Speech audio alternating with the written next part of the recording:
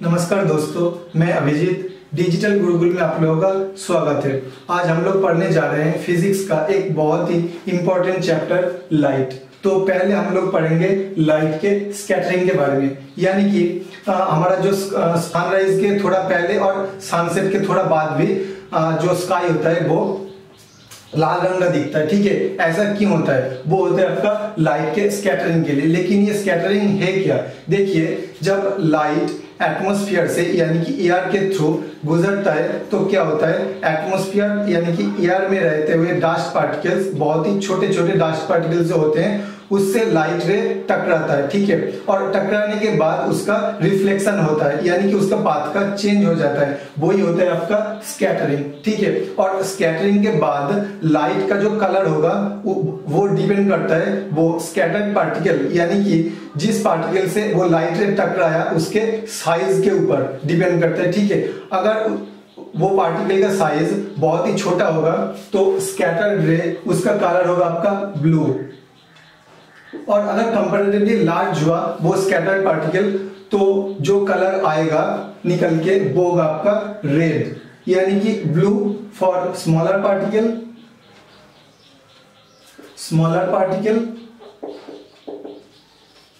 And red for comparatively large particle. ठीक है, large particle. ठीक है, तो यहां से एक और चीज भी हम लोग बता देता हूं कि जिस लाइट वेव का एनर्जी ज्यादा होगा उसका स्कैटरिंग कम होगा, क्योंकि देखो जिसका एनर्जी ज्यादा होगा वो अपने रास्ते में आए हुए ऑब्स्टेकल को ज्यादा ओवरकम कर पाएगा। तो रेड का एनर्जी ज्यादा है तो इसीलिए वो ज्यादा दूर तक जाता है, और ब्लू का एनर्जी कम होता है तो इसीलिए वो कम दूर जाता है और बहुत ही जल्दी उसका स्कैटर कर जाती है। ठीक है, तो अब जो मतलब हमारा पहला क्वेश्चन था कि स्काई जो होता है वो ब्लू क्यों होता है? Why the sky is blue. ठीक है, व्हाई द स्काई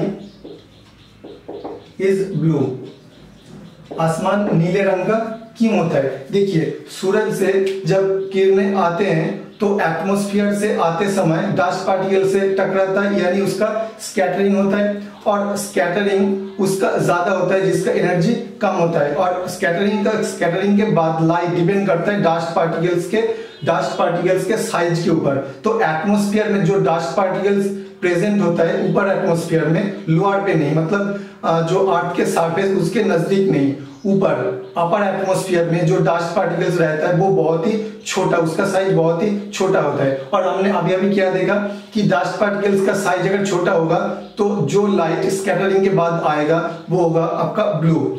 तो ऊपर मतलब अपर एटमॉस्फेयर में छोटे छोटे डस्ट पार्टिकल्स रहने के कारण ब्लू कलर का डिस्पर्सन सबसे ज्यादा होता है, 10 टाइम्स रेड। तो पूरे ऊपर आसमान में ब्लू कलर ही बिखरा हुआ रहता है, तो इसीलिए हम लोग स्काई को ब्लू देखते हैं। और एक और बात, मतलब दूसरा क्वेश्चन ये था कि सनराइज के कुछ समय पहले और सनसेट के कुछ समय बाद आसमान जो होता है वो लाल होता है। ठीक है, तो वो लाल क्यों होता है? यहाँ पे देखिए कि ये मान लो कि अर्थ है। ठीक है, तो ये अर्थ का आपका हॉरिजॉन्टल लाइन होगा।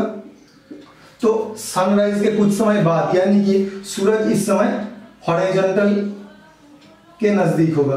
ठीक है, तो इस समय देखिए जब स्काई ब्लू, इस समय क्या था, सूरज ऊपर था तो लाइट ऊपर से आ रहा था, तो जो लाइट का जो मतलब आपका स्कैटरिंग हो रहा था वो कहां हो रहा था? वो हो रहा था आपका अपर एटमॉस्फेयर में, जहां पे स्मॉलर साइज का पार्टिकल्स मौजूद है। लेकिन यहाँ पे क्या हो रहा है, देखिए यहाँ पे ये हो रहा है कि लाइट रे हॉरिजॉन्टल से जा रहा है, यानी कि अर्थ का जो सरफेस उसके नजदीक से जा रहा है, और नजदीक से जब जाएगा तो इस मतलब लोअर एटमॉस्फेयर में छोटे नहीं, लोअर एटमॉस्फेयर में जो डस्ट पार्टिकल मौजूद होते हैं उसका साइज बड़ा होता है। तो अगर बड़े डस्ट पार्टिकल से लाइट टकराएगा तो उसका कलर क्या होगा? रेड होगा। और बड़े डस्ट पार्टिकल से टकरा रहा है, इसका मतलब उसे उसका जो लाइट का ज्यादा एनर्जी लॉस हो रहा है। अब ब्लू का तो एनर्जी कम था, तो वो तो ज्यादा दूर नहीं जा पाएगा ना, मतलब उसे यहाँ पर कोई खड़ा है तो इसके आई तक को लाइट को पहुंचना चाहिए। ब्लू क्या होगा? बीच में ही कहीं ये उसका एनर्जी खत्म हो जाएगा और वो आगे नहीं जा पाएगा। लेकिन रेड का एनर्जी ज्यादा होने के कारण वो मतलब इंसान का आई तक पहुंचेगा, और पार्टिकल ज्यादा बड़ा होने के कारण, पार्टिकल का साइज लोअर एटमॉस्फेयर पे ज्यादा बड़ा होने के कारण जो स्कैटरिंग के बाद लाइट का कलर निकल कर आएगा वो होगा आपका रेड। ठीक है, तो हमने देख लिया कि दिन के समय स्काई लाल क्यों, स्काई नीला क्यों होता है, और सनराइज के पहले और बाद में, सनसेट के बाद में स्काई का कलर रेड क्यों होता है। ठीक है, अब हम लोग देखेंगे लाइट का डिस्पर्सन यानी कि विक्षेपण। विक्षेपण मतलब क्या है, व्हाइट लाइट का अपने सातों कलर कंपोनेंट में बिखर जाना ही होता है आपका लाइट का डिस्पर्सन यानी कि विक्षेपण। लाइट के अंदर सातों कलर कंपोनेंट यानी कि आपके व्हाइट लाइट के अंदर रहते हैं आपका 7 कलर। ये होता है आपका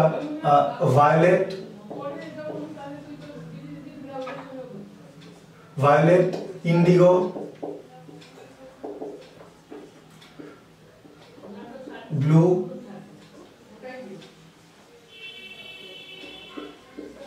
ग्रीन,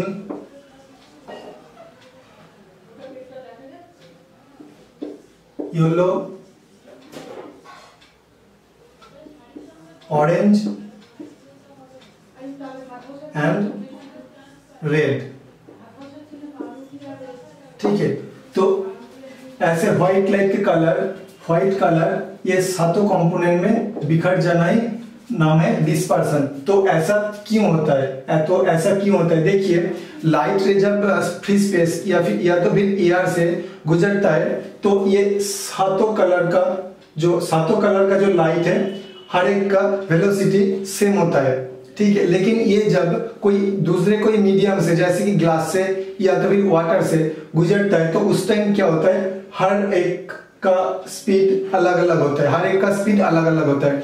तो जिसका स्पीड ज्यादा है वो मान लो कि इक्वल टाइम पे जिसका स्पीड ज्यादा है वो ज्यादा डिस्टेंस कवर करेगा और जिसका स्पीड कम है वो कम डिस्टेंस कवर करेगा। तो मानो कि एक मिक्सचर है, 7 चीज का एक मिक्सचर। ठीक है, तो इसको मान लेते हैं कि ये 7 बॉयज का एक ग्रुप है। ठीक है, तो ये 7 बॉयज पैरेलली खड़ा है ऐसे करके 1 2 3 4 5 6 7 करके। ठीक है, अगर ये 7 सेम स्पीड से जाए तो क्या होगा, हमेशा ये एक ही लाइन पे रहेगा। अगर ऐसा हो कि हर एक का स्पीड अलग हो तो सेम टाइम के बाद जब इसका पोजीशन देखा जाएगा तो कोई आगे होगा तो कोई पीछे तो कोई इन दो के बीच में ऐसे करके डिफरेंट पोजीशन में रह जाएगा। तो अगर ऐसे ही व्हाइट लाइट मतलब ये सातों कलर का कॉम्पोजिशन जब एक ग्लास के थ्रू गुजरता है, मतलब ग्लास ये एक ग्लास प्लेट से नहीं होता, ये होता है आपका प्रिज्म से। ठीक है, तो अगर ऐसे ही व्हाइट लाइट जब एक प्रिज्म से थ्रू गुजरेगा तो क्या होगा, तो ये सातों कंपोनेंट में ब्रेक कर जाएगा। अब देखिए कैसे होगा, जब एक लाइट ने आया इस प्लेन में आया तो यहां से ये प्रिज्म के अंदर जाएगा, यानी कि यहाँ पे होगा आपका रिफ्रैक्शन होगा ये इसका कंपोनेंट। तो जब रिफ्रैक्शन के बाद इस पाथ फॉलो करेगा और इस सरफेस में इसका एक और बार रिफ्रैक्शन होगा। अब यहाँ पे देखिए, जब मतलब यहां से यहां तक का डिस्टेंस इन सातों ने सेम टाइम में कवर किया, लेकिन इस पॉइंट से इस पॉइंट का जो डिस्टेंस वो ग्लास के थ्रू कवर किया और सातों का स्पीड अलग अलग था। तो इस वाले डिस्टेंस कवर करने के लिए सातों ने अलग अलग टाइम लेगा, तो कोई पहले पहुंचेगा तो कोई बाद में तो कोई एकदम आखिर में जाकर पहुंचेगा। तो जो पहले पहुंचेगा इसका यानी कि जिसका स्पीड ज्यादा है वही पहले पहुंचेगा। तो जिसका स्पीड ज्यादा है उसका यहां से रिफ्रैक्शन के बाद पाथ का जो डिस्प्लेसमेंट, एंगुलर डिस्प्लेसमेंट जो वो कम होगा, और जिसका स्पीड कम है यानी कि जो एकदम आखिर में पहुंचेगा उसका मैक्सिमम होगा। और देखा जाए तो रेड का स्पीड बहुत ज्यादा होता है क्योंकि इसका वेवलेंथ सबसे ज्यादा होता है। तो जिसका मैंने अभी क्या बोला कि जिसका स्पीड ज्यादा होगा उसका बेंडिंग कम होगा और जिसका स्पीड कम होगा उसका बेंडिंग ज्यादा होगा। तो यहाँ पे रेड का बेंडिंग कम होगा और वायलेट का स्पीड सबसे कम होता है क्योंकि वायलेट का वेवलेंथ भी सबसे कम होता है। तो एकदम नीचे रहेगा आपका वायलेट। और ये वायलेट और रेड और बीच में ये बाकी पांचों कलर रहेगा। उसका जो पोजीशन वो मैंने यहाँ पे जैसे लिखा वैसे ही होता है।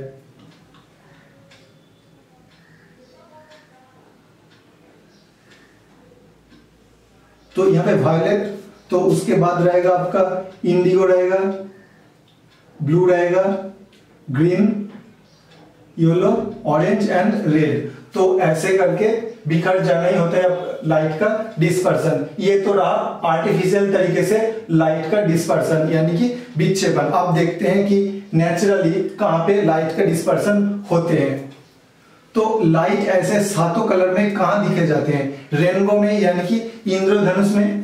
तो इंद्रधनुष है हमारा इंद्रधनुष, ये जहां लाइट का नेचुरली डिस्पर्सन होता है। ठीक है, तो इंद्रधनुष कहां पर कैसे बनते हैं? जब भारी बरसात होते हैं, ठीक है, उसके बाद ही इंद्रधनुष नजर में आते हैं। और कहां नजर में आते हैं? जिस साइड में सूरज होगा उसके ऑपोजिट साइड में।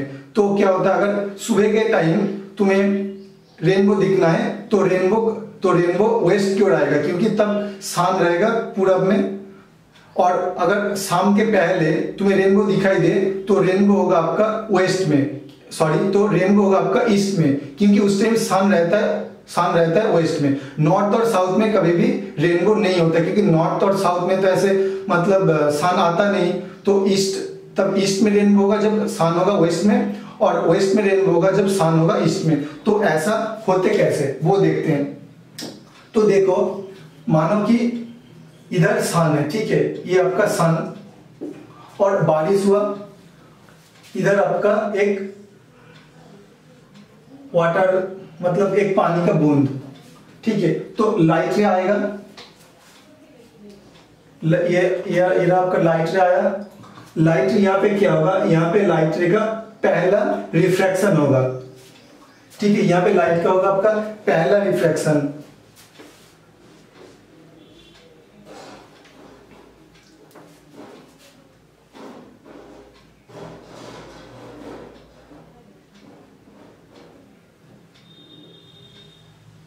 लाइट आया तो पहले रिफ्रैक्शन के बाद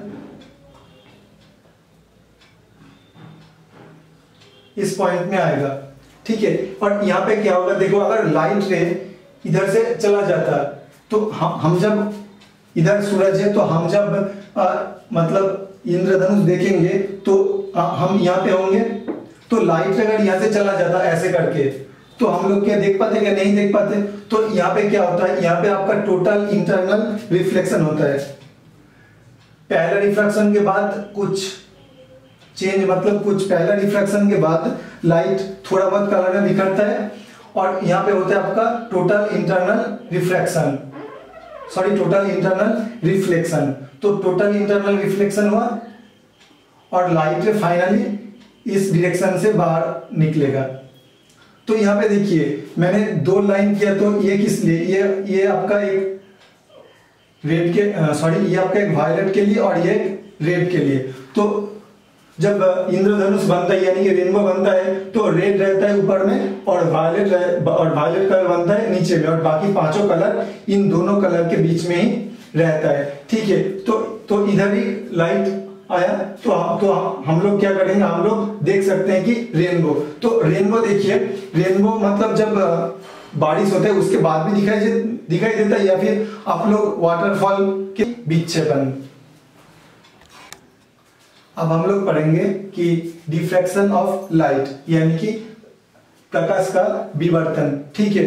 तो देखिए, लाइट रे, हमें पता है कि लाइट रे एक स्ट्रेट लाइन से ही मूव करता है, लेकिन लाइट का पाथ वो भी बेंड कर जाते हैं। कहाँ पे? लाइट जब किसी ऑब्जेक्ट का एंड से यानी कि कोई एज से गुजरता है तो उसका पाथ का थोड़ा बहुत बेंड हो जाता है। तो इसी घटना को बोलते हैं कि डिफ्रैक्शन। तो ऐसा आप लोग देख भी सकते हैं कि लाइट के साथ ऐसा होता भी है, ठीक है। तो इधर मान लो कि एक लाइट सोर्स यानी कि एक टॉर्च लाइट, मान लो यहाँ इधर एक टॉर्च लाइट है, ठीक है, इधर एक टॉर्च लाइट है, और इसके सामने अपने एक ओपेक बॉडी रख दिया। ओपेक बॉडी मतलब जिसके थ्रू लाइट नहीं गुजरता। तो इसके ऑपोजिट में क्या होगा? एक शैडो आएगा, एक शैडो क्रिएट होगा। लेकिन तो शैडो क्रिएट क्यों हो रहा है? शैडो क्रिएट इसलिए हो रहा है कि लाइट स्ट्रेट लाइन में जा रहा था और ये ओपेक था, तो इस पोर्शन में लाइट को पास नहीं होने दिया। अगर लाइट नहीं होगा तो वहां पे अंधेरा होगा, इसीलिए वहां पे एक शैडो पड़ता है। सॉरी, लेकिन जो शैडो होता है वो एकदम 100% डार्क नहीं होता। क्यों नहीं होता? क्योंकि जब ऐसे मानते हैं कि इधर से लाइट रे आया और ये एक होल, ठीक है, ये लाइट रे और ये मानो कि एक होल है, ठीक है, तो ये इधर जो ये जो एज है इसका एज, ये वाला जो एज है और ये वाला जो एज है, देखो जो बीच का जो लाइट वो तो बिना कोई किसी डिस्टरबेंस के गुजर जाएगा, लेकिन जो एज को टच होकर गुजर रहा था उसके साथ क्या होगा, वो उसका बेंडिंग हो जाएगा ऐसे, ठीक है, तो उसका बेंडिंग हो जाएगा। तो हमें ओरिजिनली क्या होना था, लाइट को सिर्फ और सिर्फ इस जगह पर पढ़ना था क्योंकि लाइट स्ट्रेट लाइन में मूव करता है। लेकिन यहाँ पे होता क्या, लाइट का बेंडिंग हो जाते हैं और वो एक उसे ओरिजिनली जहां पे पढ़ना था उससे ज्यादा बड़ा जगह पर ये जाकर गिरता है। तो ये होता है आपका लाइट का डिफ्रैक्शन। इसीलिए ही जब सूरज जब सन का जब सनराइज होता है और किसी पेड़ का या फिर किसी बिल्डिंग का जब शैडो नीचे गिरता है ना, तब उस वाले पोर्शन 100% डार्क नहीं होता। क्यों नहीं होता? वो लाइट का डिफ्रैक्शन के लिए वो पोर्शन 100% डार्क नहीं होता। वहां पे लाइट का बेंडिंग होता है, बेंडिंग हो जाता है। जब बिल्डिंग की एज के थ्रू जब लाइट गुजरता है तो उसका बेंडिंग हो जाता है, तो वो लाइट क्या होता है, वो डार्क वाले पोर्शन में आ जाते हैं और वो डार्क एकदम 100% डार्क नहीं होता। अब हम लोग पढ़ेंगे पोलराइजेशन, यानी कि प्रकाश का ध्रुवन, पोलराइजेशन ऑफ लाइट। देखिए लाइट बेसिकली जो होता है आपका एक इलेक्ट्रोमैग्नेटिक वेव होता है।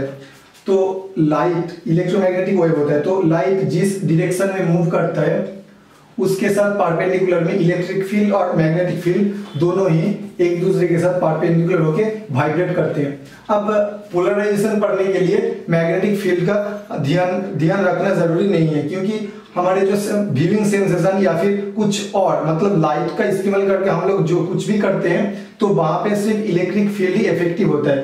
तो यहाँ पे हम सिर्फ इलेक्ट्रिक फील्ड को ही देखेंगे, ठीक है। तो यहाँ पे देखिए लाइट इस डायरेक्शन में मूव कर रहा है, मान लो कि इस डायरेक्शन में लाइट मूव कर रहा है, तो इलेक्ट्रिक फील्ड जो वाइब्रेट करेगा वो इस लाइन के साथ इस लाइन के साथ परपेंडिकुलर होके वाइब्रेट करेंगे।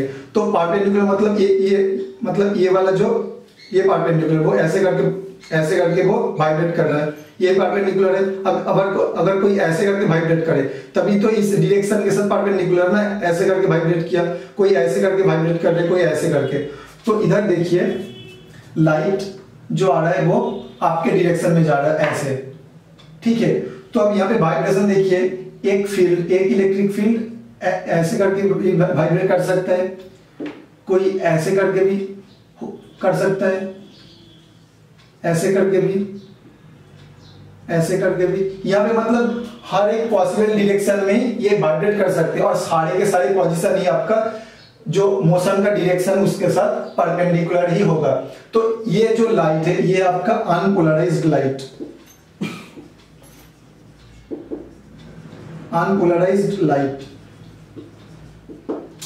पोलराइज्ड लाइट क्या है, इन सारे वाइब्रेशन को कैंसिल आउट करके अगर तुम ओनली एक वाइब्रेशन को रखो, जैसे कि इस डायरेक्शन में मूव कर रहा था तो तुमने ये वाला वाइब्रेशन रख दिया और बाकी सारे कैंसिल आउट कर दिए, तो ये लाइट वेव हो जाएगा आपका पोलराइज्ड लाइट वेव। ये वाला वाइब्रेशन या तो फिर ये वाला कुछ भी आपको सिर्फ एक ही वाइब्रेशन रखना है और बाकी सारे को कैंसिल करना है। अगर ऐसा हो सकते हैं तो वो वाला लाइट को कहते हैं कि पोलराइज्ड लाइट।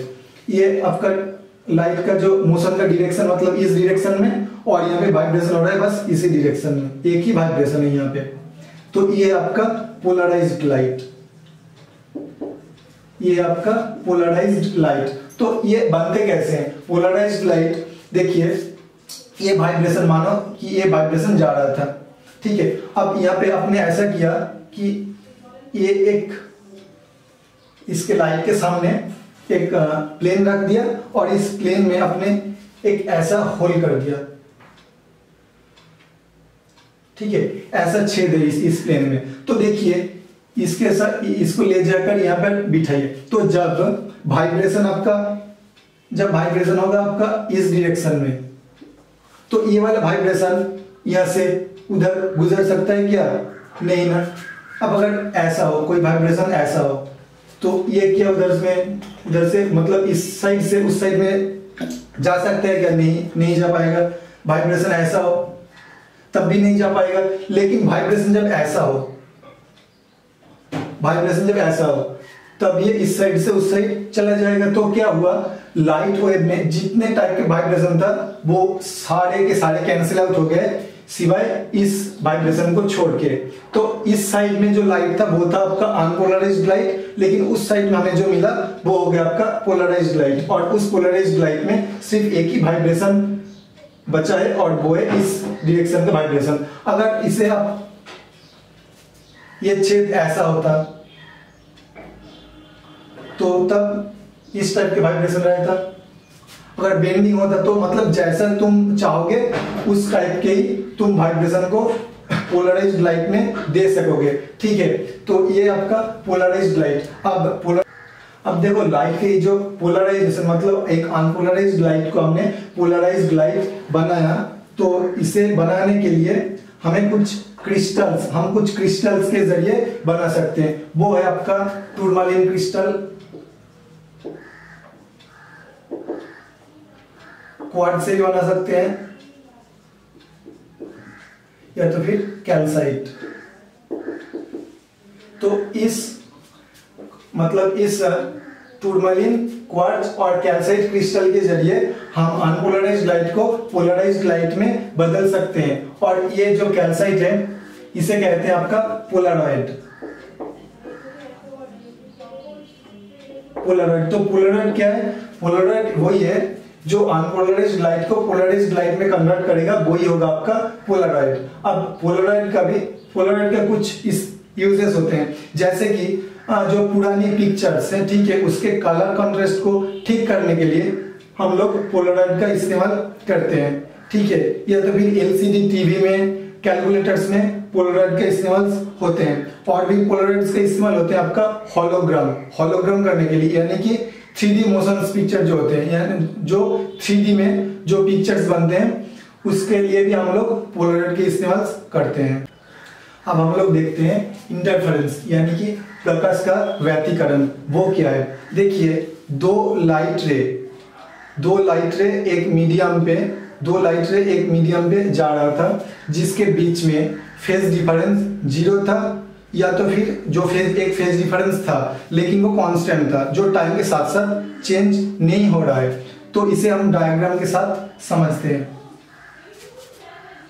तो ये आपका ओरिजिन, तो एक वेव आपका ऐसा था, और एक और वेव वो भी साइमल्टेनियसली गुजर रहा था, वो है आपका ऐसा। यहाँ पे देखिए दोनों का फेज डिफरेंस 0 है, क्योंकि जब ग्रीन वाला वेव 0 तब रेड वाला वेव भी 0, जब ग्रीन वाला का मैक्सिमम तब रेड का भी मैक्सिमम, इधर जब मिनिमम तब इसका भी मिनिमम। तो ऐसे करते, तो इन दोनों वेव के बीच का जो फेज डिफरेंस वो 0 है। तो अब तब इन दोनों का जब इंटरफेयर होगा, मतलब एक दूसरे के ऊपर आएगा, तब एक रिजल्टेंट वेव बनेगा। तो रिजल्टेंट वेव जो बनेगा वो क्या होगा? रिजल्टेंट वेव आपका ऐसे हो जाएगा। क्यों होगा वो बताते हैं। देखिए यहाँ पे ये जो आपका ग्रीन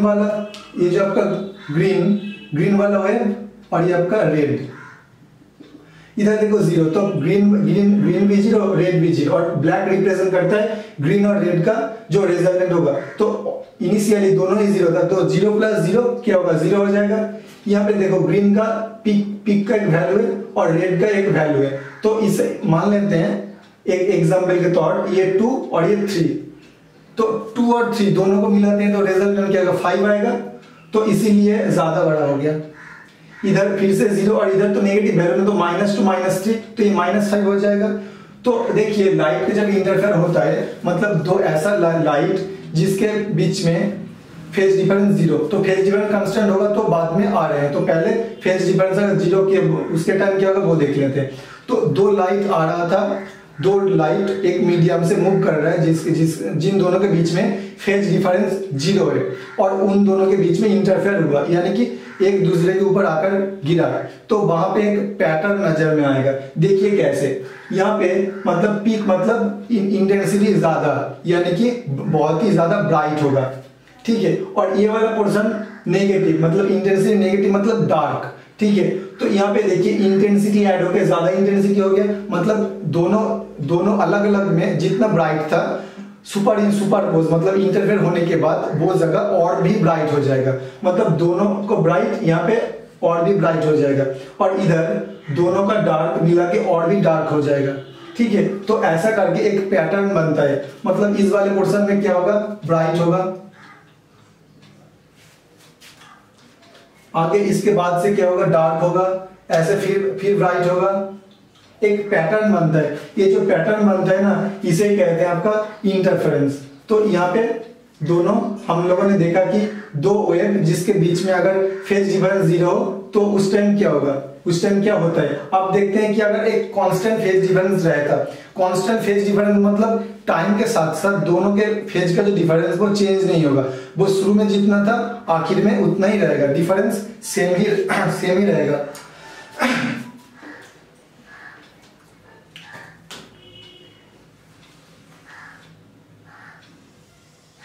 तो सिमिलरली दो वेव ड्रॉ करते हैं पहले,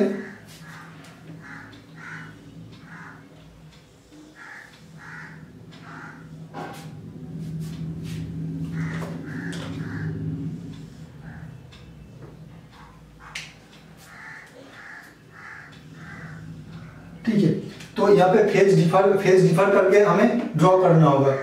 तो जब ये जीरो था उस टाइम इसका कुछ और वैल्यू था,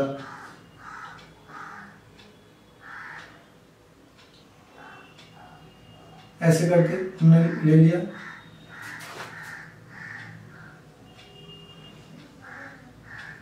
देखिए यहाँ पे फेज डिफरेंस मतलब जब इसका पीक आया उस टाइम इसका पीक नहीं है, उस टाइम इसका कुछ और वैल्यू था, कुछ अलग वैल्यू था, और जब इसका पीक आया उस टाइम इसका वैल्यू पीक से कम हो गया, ठीक है। जब इसका जीरो आया उस टाइम इसका कुछ और वैल्यू था, जब इसका जीरो आया उसके टाइम उसका कुछ और वैल्यू था, लेकिन यहाँ पे जो डिफरेंस है हर एक टाइम पे वो कांस्टेंट है। यहाँ पे जितना डिफरेंस है यहाँ पे उतना ही डिफरेंस, इधर आप इस एक्सिस में टाइम ले सकते हैं, ठीक है। सिमिलरली यहाँ पे टाइम ले सकते हैं आप, और इधर आपका एम्पलीट्यूड मतलब इंटेंसिटी।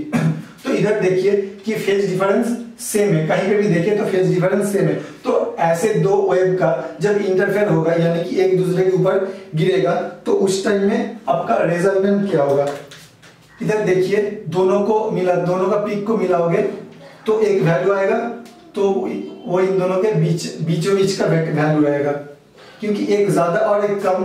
तो इस टाइम पे मतलब तुम जब इसके साथ तुम्हें ये ऐड करना होगा, इसके साथ ये और इसके साथ ये, मतलब एक टाइम पे दोनों का वैल्यू, तो रिजल्टेंट जो होगा वो बीचों बीच जाएगा ऐसे।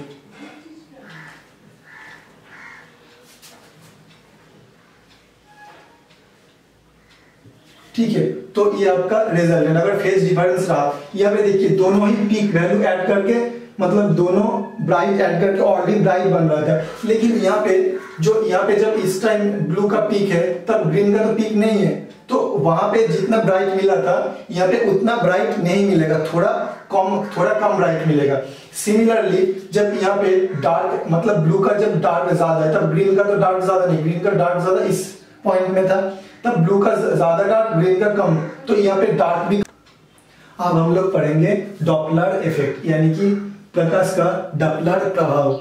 ये क्या है, देखिए कोई लाइट का एक फ्रीक्वेंसी रहता है, ठीक है। तो लाइट का फ्रीक्वेंसी मतलब जब ऑब्जेक्ट मतलब जो व्यू करेगा व्यूअर और लाइट सोर्स दोनों ही रेस्ट पोजीशन पे है, ठीक है। तो लाइट सोर्स से जो लाइट आ रहा है उसका फ्रीक्वेंसी ऑब्जर्व जब उसका फ्रीक्वेंसी चेक करेगा तो उसका सेम फ्रीक्वेंसी आएगा। लेकिन डॉपलर इफेक्ट क्या है, जब लाइट के जो फ्रीक्वेंसी होता है उसका जो अपेक्षित परिवर्तन होता है वही है आपका डॉपलर इफेक्ट। तो ये परिवर्तन आते कैसे हैं वो देखते हैं। देखिए इधर एक लाइट सोर्स, इधर मान लेते हैं कि एक लाइट सोर्स है, इधर मान लेते हैं कि एक लाइट सोर्स और इधर आपका व्यूअर जो देखेगा उस लाइट सोर्स को, ठीक है, लाइट सोर्स और व्यूअर। तो इधर से लाइट आएगा व्यूअर के पास और व्यूअर देखेगा इस लाइट सोर्स का फ्रीक्वेंसी कितना है, दोनों रेस्ट में रहेगा। तो इसका ओरिजिनल मतलब असल में इसका जितना फ्रीक्वेंसी है इस लाइट सोर्स का, लाइट का, वही व्यूअर देखेगा, ठीक है। लेकिन उसका एक अपेक्षित परिवर्तन होगा, वो कब होगा, जब व्यूअर और लाइट सोर्स मोशन में रहेगा, दोनों के दोनों ही मोशन में या फिर कोई एक मोशन में एक रेस्ट में, कुछ भी हो सकता है। जो अगर किसी एक मोशन में रहेगा तभी इस जो फ्रीक्वेंसी होगा उसका एक अपेक्षित परिवर्तन आएगा और उसे ही कहते हैं कि डॉपलर्स इफेक्ट, ठीक है। तो अगर ऐसा हो कि व्यूअर और लाइट सोर्स दोनों ही मोशन पे है और दोनों एक दूसरे के करीब आ रहे हैं, ठीक है, दोनों एक दूसरे के करीब आ रहे हैं, तो उस टाइम जो फ्रीक्वेंसी का चेंज होगा, ठीक है, फ्रीक्वेंसी न्यू को रिप्रेजेंट करते हैं न्यू से। तो फ्रीक्वेंसी का जो चेंज यानी कि डेल न्यू, जब व्यूअर और लाइट सोर्स दोनों ही एक दूसरे के करीब आएगा तो डेल न्यू जो होगा वो आपका पॉजिटिव होता है, वो होता है आपका पॉजिटिव। और ऐसे टाइम पे इसका नाम होता है आपका ब्लू शिफ्ट,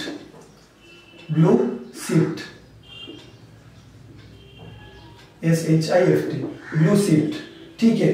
तो जब एक दूसरे के करीब आएगा तो फ्रीक्वेंसी का जो चेंज वो पॉजिटिव होगा और उसे ब्लू शिफ्ट कहते हैं। और एक और कंडीशन है जब व्यूअर और लाइट सोर्स दोनों के दोनों ही एक दूसरे के ऑपोजिट में जाएगा, यानी कि एक दूसरे से दूर चला जाएगा, ठीक है। ये फॉर अप्रोचिंग।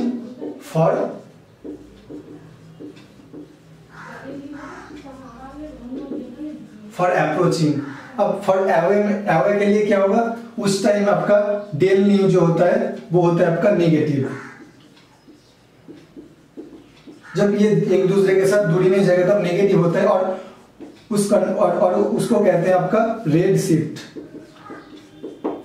तो डॉपलर्स इफेक्ट क्या हुआ, लाइट सोर्स का जो अपेक्षित परिवर्तन व्यूअर महसूस करेगा वही हो गया आपका डॉपलर्स इफेक्ट। अब इसका इस्तेमाल भी होते हैं, जैसे कि हमारे जो गैलेक्सी है मिल्की वे, उसे छोड़ के कहीं और गैलेक्सी, उसका डॉपलर इफेक्ट मेजर करके वो हमसे दूर जा रहा है या नजदीक आ रहा है वो देख सकते हैं। अगर रेड शिफ्ट हुआ तो वो दूर जा रहा है, अगर ब्लू शिफ्ट हुआ तो वो नजदीक आ रहे हैं और उसका स्पीड भी निकाल सकते हैं। इस तरह ये डॉपलर इफेक्ट से यानी कि डॉपलर प्रभाव से हम सूरज भी अपने एक्सिस के हिसाब से घूम रहा है, उसका जो घूमने का जो स्पीड वो भी निकाल सकते हैं, ठीक है। और ऐसे करके हम लोग जब मतलब एक एरोप्लेन या फिर रॉकेट जा रहे हैं उसका भी वेलोसिटी हम लोग जमीन पे रहते हुए निकल सकते हैं। ये डॉपलर इफेक्ट। अभी तक हमने जितना पढ़ाया उसके ऊपर बेस्ड कुछ क्वेश्चंस आप डिस्कस कर लेते हैं। तो चलिए पहले क्वेश्चन में क्या है कि rainbow is seen after rain because of hanging molecules of water which act as. तो जब मैंने रेनबो पढ़ा रहा था तो उस समय रेनबो किस लिए बन रहा था, रेनबो बन रहा था आपका लाइट के डिस्पर्सन के लिए, ठीक है। तो लाइट के डिस्पर्सन एक प्रिज्म के थ्रू भी होता था, वो था आपका आर्टिफिशियल एग्जाम्पल्स डिस्पर्सन का, और रेनबो था और रेनबो था आपका नेचुरल था, ठीक है। तो यहाँ पे हैंगिंग मॉलिक्यूल्स ऑफ वाटर वो किस तरह काम करना चाहिए, वो एक प्रिज्म की तरह ही काम करना चाहिए। तो हमारा सही आंसर क्या होगा, प्रिज्म, ठीक है। तो अगला क्वेश्चन क्या है, which of the following process explains the splitting of beam of white light into its constituent. तो इनमें से कौन सा प्रोसेस व्हाइट लाइट का जो वो सातों कंपोनेंट में वो ब्रेक कर जाता है वो एक्सप्लेन करता है। पहला है कि dispersion, reflection, diffraction and polarization. तो इनमें से सही आंसर क्या है आपका? डिस्पर्सन है सही आंसर। और बाकी रिफ्लेक्शन में, डिफ्रैक्शन और पोलराइजेशन में कलर का कुछ भी ब्रेक नहीं होता। अब देखते हैं अगले क्वेश्चन में। तो क्वेश्चन क्या है कि yellow colour light is used as fog light because yellow colour, मतलब येलो कलर किस लिए फॉग लाइट में यूज करते हैं, ठीक है। तो फॉग लाइट मतलब जब फॉग होता है तब तब एटमॉस्फेयर में क्या होता है, डस्ट पार्टिकल्स बहुत ही ज्यादा होता है। तो हर मतलब वो किसी भी कलर का लाइट हो उसका डिफ्रैक्टेड होने का चांस बहुत ही ज्यादा होता है। तो एनर्जी कम होगा तो वो डिफ्रैक्टेड होगा, मतलब वो ज्यादा दूर तक नहीं जा पाएगा, मतलब ज्यादा दूर का चीज हम नहीं देख पाएंगे, ठीक है। तो फॉग लाइट ऐसा होना चाहिए जो डिफ्रैक्टेड कम हो और बहुत दूर तक भी जाए। देखिए इसके हिसाब से तो रेड लाइट की एनर्जी सबसे ज्यादा है और वो ही ज्यादा दूर कवर करेगा। लेकिन इसमें प्रॉब्लम ये कि रेड लाइट हम तो डेंजर सिग्नल के लिए और गाड़ी का जो बैक लाइट होता है उसके लिए हम लोग यूज करते हैं। और अगर तुम फ्रंट लाइट में, गाड़ी का फ्रंट लाइट में या फिर fog light as a fog light red light को यूज करोगे तो तुम तो दूर के नजारा देख सकोगे, मतलब दूर में कौन सा चीज है वो तुम देख सकोगे। लेकिन सामने से जब कोई कार आएगा तो उसे तो लगेगा कि ये तुम्हारा जो गाड़ी का मतलब तुम्हारे गाड़ी का बैक साइड है, तो उसे पता नहीं चलेगा कि गाड़ी का फ्रंट साइड है कि बैक साइड, तो एक्सीडेंट होने का चांसेस है। तो रेड लाइट हम यूज नहीं कर सकते। रेड के ठीक नीचे ही ऑरेंज भी हम लोग यूज नहीं कर सकते क्योंकि ऑरेंज भी थोड़ा बहुत रेड के साथ मिलता जुलता है। तो ऑरेंज तुम यूज करोगे तो सामने वाले को मतलब ये लग सकता है कि वो रेड लाइट ही ऐसा लग सकता है, ठीक है। और रेड ऑरेंज को छोड़ के उसके ठीक नीचे ही आता है आपका येलो, जिसका एनर्जी रेड और ऑरेंज को छोड़ के सबसे ज्यादा है, ठीक है। तो इसीलिए हम लोग येलो लाइट का यूज करते हैं। आगे ऑप्शन में देखते हैं। देखिए light is most scattered by fog. अगर मोस्ट स्कैटर्ड होता तो हम लोग कतई यूज नहीं करते, तो ये वाला ऑप्शन तो होगा नहीं आपका। ऑप्शन बी क्या है, has the longest wavelength among all colours. ये तो सही नहीं है क्योंकि सबसे ज्यादा वेवलेंथ किसका है, रेड का, तो ये भी नहीं होगा। ऑप्शन सी में देखिए, has the longest wavelength among all colours except red and orange. यहां तक ठीक है। अब आगे देखते हैं। But the red colour is already used for brake light and stop light, ये भी ठीक है। Whereas orange color is avoided due to its similarity with red। तो जितना मैंने बोला वो सारे के सारे इंफॉर्मेशन ही इस ऑप्शन में है, तो ये वाला ऑप्शन हमारा सही हो जाएगा। डी को एक बार देख लेते हैं क्योंकि डी अगर सी सही है तो डी भी रॉन्ग होना ही पड़ेगा क्योंकि दो ऑप्शन तो सही नहीं हो सकता। अब डी किस लिए रॉन्ग है वो देखते हैं। Has the shortest wavelength among all colours, तो ये तो शॉर्टेस्ट नहीं है। Not already reserve for other purpose, तो ये तो शॉर्टेस्ट नहीं है। तो बाकी आगे क्या लिखा है ना लिखा है हमसे कुछ भी मतलब नहीं, तो पहले ये गलत हो गया, तो ऑप्शन डी भी गलत है। तो सही ऑप्शन है हमारा सी। येलो लाइट फॉग लाइट के लिए क्यों यूज होता है उसका एक्सप्लेनेशन मैंने बोल भी दिया और ऑप्शन में भी सेम ही लिखा हुआ है, ठीक है। अब चलते हैं अगले क्वेश्चन में। When an opaque body is kept between a source of light and the screen, light rays bend round the, तो लाइट रेज का जो बेंडिंग होता है किसी ऑब्जेक्ट की एज के थ्रू वो जब गुजरता है तो उस घटना को क्या बोलते हैं, उसे बोलते हैं आपका डिफ्रैक्शन। ये तो जस्ट एक इंफॉर्मेटिव क्वेश्चन है, मतलब आपका याद रहेगा तो आप बोल सकते, मतलब डिफ्रैक्शन क्या है, ये डिफ्रैक्शन ही क्यों है वो मैंने आपको पढ़ा चुके हैं, तो इसका सही ऑप्शन होगा आपका डिफ्रैक्शन। अगला क्वेश्चन क्या है, while watching 3 dimensional pictures we need to wear a glass, name the glass. तो 3 डायमेंशनल पिक्चर्स मतलब जब हम 3D मूवी देखते हैं तो एक ग्लास पहनते हैं। अब चलते हैं अगले क्वेश्चन में। तो पहला क्या है कि violet colour of the spectrum of light after dispersion deviates the most due to having, क्या है इनमें से, तो वायलेट का जो बेंडिंग जो हो रहा था पढ़ते समय मैंने बोला भी था कि बेंडिंग किस लिए होता है, किसका बेंडिंग ज्यादा हो रहा था, जिसका वेलोसिटी कम था। रेड लाइट का वेलोसिटी ज्यादा था इसलिए बेंडिंग कम था, और वायलेट का वेलोसिटी कम था इसलिए बेंडिंग ज्यादा था। तो सही आंसर क्या होगा, मैक्सिमम वेवलेंथ। एक और बात, जिसका वेवलेंथ ज्यादा था उसका वेलोसिटी ज्यादा था, तो ये नहीं होगा। लीस्ट वेवलेंथ, आगे क्या है, least frequency, none of this. तो वेवलेंथ जिसका कम था, लीस्ट वेवलेंथ किसका था, वायलेट का, तो इसीलिए उसका वेलोसिटी भी कम था और उसका बेंडिंग यानी कि डिस्पर्सन ज्यादा हो रहा था। तो हमारा सही ऑप्शन क्या है कि लीस्ट वेवलेंथ। यहाँ पे डायरेक्ट वेलोसिटी भी दे सकता था, ठीक है।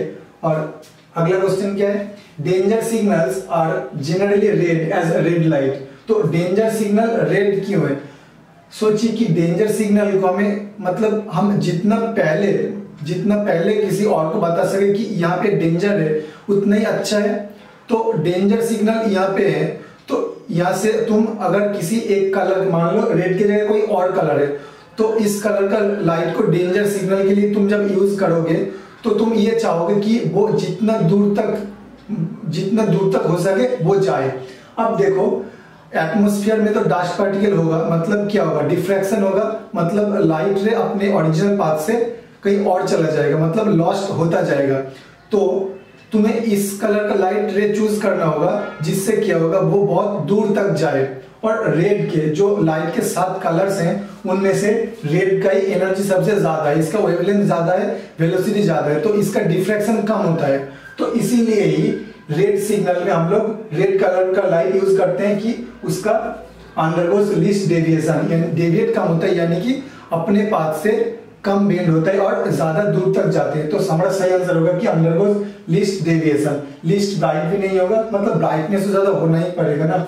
और हैज लोएस्ट वेलोसिटी होता तो हम लोग रेड को यूज नहीं करते, इसका वेलोसिटी ज्यादा है, यानी कि सही ऑप्शन है हमारा अंडरगोस लीस्ट डेविएशन।